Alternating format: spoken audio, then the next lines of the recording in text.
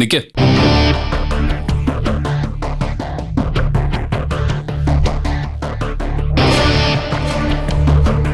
നിന്റെ പരീക്ഷ കഴിഞ്ഞില്ലേ? അതിനെന്തായാലും തോക്കുമല്ലോ. അപ്പൊ പിന്നെ ഇപ്പോഴേ സപ്ലിക്കുള്ള തയ്യാറെടുപ്പ് നടത്തിക്കൂടെ? അങ്ങനെ എപ്പോഴും പഠിച്ചോണ്ടിരിക്കാൻ എനിക്ക് പറ്റില്ല. എനിക്ക് റെസ്റ്റ് വേണം. ഷോ, നീ പഠിച്ചതിന്റെ ഗുണം റിസൾട്ട് വരുമ്പോ കാണാം. ഈ വീട്ടിൽ എല്ലാരും എന്തെങ്കിലും ഒരു ജോലി ചെയ്യുന്നുണ്ട്. നീ ഒരാള് മാത്രമാ ഒരു ജോലിയും ചെയ്യാതെ ഇങ്ങനെ ചൊറിയും കുത്തി ഇരിക്കുന്നത്. ഇങ്ങനെ വെറുതെ ഇരിക്കുമ്പോഴാ നിനക്ക് കുത്തിത്തിരിപ്പിനും പരദൂഷണത്തിനും ഒക്കെ സമയം കിട്ടുന്നത്. അതുകൊണ്ട് ഇന്ന് മുതല് നീ വീട്ടു ജോലിയിൽ മഞ്ജുവിനെ സഹായിച്ചോണം. അമ്മ റെസ്റ്റ് എടുക്കട്ടെ. എന്നെ കൊണ്ടൊന്നും പറ്റില്ല. ഞാനെന്താ ഈ വീട്ടിലെ വേലക്കാരിയാണോ? ഇത്രയും കാലം ഈ വീട്ടിലെ ജോലികളെല്ലാം ചെയ്തിരുന്നത് അമ്മയല്ലേ? അമ്മയെ നീ വേലക്കാരിയുടെ സ്ഥാനത്താണോ കണ്ടിരുന്നത്? അങ്ങനെയല്ല ഞാൻ ഉദ്ദേശിച്ചത്.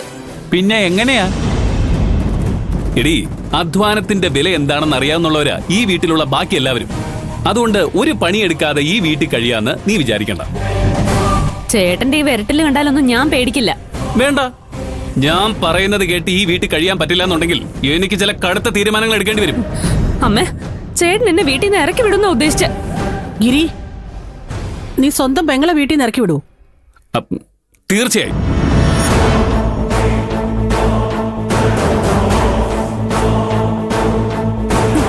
കണ്ടോ അമ്മേ, ഇപ്പൊ മനസ്സിലായോ കിരീടൻ എത്ര ദുഷ്ടനാണെന്ന്?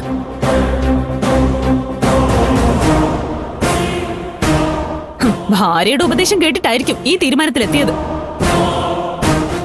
മോനെ, ഇവൾ എന്തൊക്കെ തെറ്റ് ചെയ്തെന്ന് പറഞ്ഞാലും ഇറക്കി വിടുന്നതിനെ കുറിച്ച് ചിന്തിക്കാൻ നിനക്ക് എങ്ങനെയാടാ പറ്റുന്നത്? നിന്റെ അനിയത്തിയല്ലേ അവള്? അമ്മ എന്തൊക്കെയായി പറയുന്നത്? ഞാൻ ഇവളെ പെരുവഴിയിലേക്ക് ഇറക്കി വിടുന്നതിനെ കുറിച്ചല്ല പറഞ്ഞത്.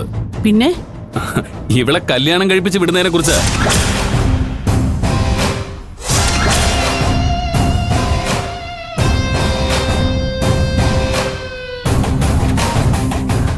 അമ്മ തന്നെയല്ലേ ഇവളെ കല്യാണം കഴിപ്പിക്കണമെന്ന് പറയാറ്.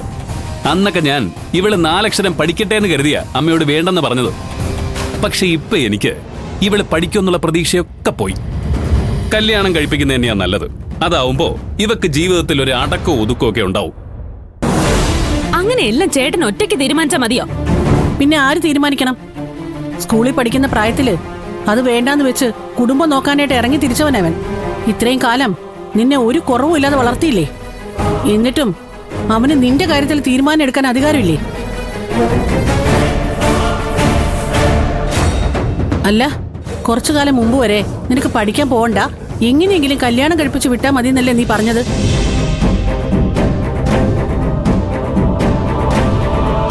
ഇപ്പൊ ഗിരി അതിനെ സമ്മതിച്ചപ്പോ നിനക്കെന്താ ഇത്ര ബുദ്ധിമുട്ട്? വല്ല പ്രേമോ മറ്റോ ഉണ്ടോ?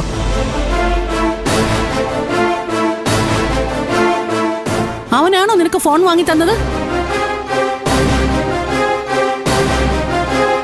പറയടി, പറയാൻ. അമ്മേ, അവളെങ്ങനെ പേടിപ്പിക്കണ്ട അമ്മേ. ഇത് ജീവിതത്തിലെ വലിയൊരു തീരുമാനമല്ലേ. അവള് കാര്യമായിട്ട് ആലോചിക്കട്ടെ. നിങ്ങൾക്കിപ്പൊ എന്താ വേണ്ടത്? ഞാൻ വീട്ടിൽ വെറുതെ ഇരിക്കരുത്, അത്രയല്ലേ ഉള്ളൂ. ഇനി മുതല് ഞാൻ മഞ്ജുവിനെ വീട്ടു ജോലി ചെയ്യാൻ സഹായിച്ചോളാം. പ്രശ്നം കഴിഞ്ഞില്ലേ?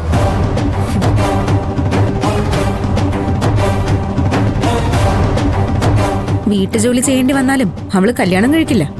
ഭയങ്കര വാശിയിലാണല്ലോ.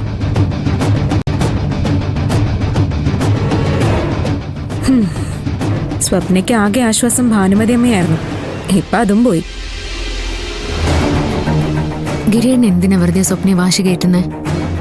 എനിക്കിവിടെ ജോലി ചെയ്യാൻ ആരുടെയെങ്കിലും സഹായം വേണമെന്ന് ഞാൻ പറഞ്ഞോ? അതെ, നല്ലൊരു ഭർത്താവ് ഇതൊന്നും ഭാര്യ പറയാൻ കാത്തു നിൽക്കരുത്. അറിഞ്ഞങ്ങ് ചെയ്തോണം. ആരാണ് ഈ വിവരം പറഞ്ഞു തന്നത്? ഗൗരിയമ്മയാ. കൊള്ളാം കൊള്ളാം.